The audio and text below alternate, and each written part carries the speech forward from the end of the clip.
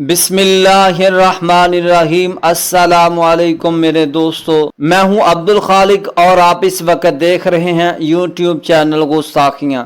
हम आप सबको अपने चैनल गुस्ताखियां में खुश आमदीद कहते हैं। मेरे प्यारे दोस्तों, आज मैं आपकी खिदमत में एक ऐसी गुस्ताखी लेकर हाजिर हुआ हूं जिसको करना हम बाएं हाथ का खेल समझते हैं और फिर जर्रा बराबर भी शर्मिंदा नहीं होते। बात शुरू करने से पहले आपसे रिक्वेस्ट है कि हमारे चैनल को सब्सक्राइब कर दें ताकि इस तरह की मजीद वीडियो के नोटिफिकेशन आपको मिल सके। मेरे दोस्तों, हमारे मुल्क पाकिस्तान में अरबों खरबों के हिसाब से लोग सिगरेट नोशी में अपनी रकम को आग लगाते हैं।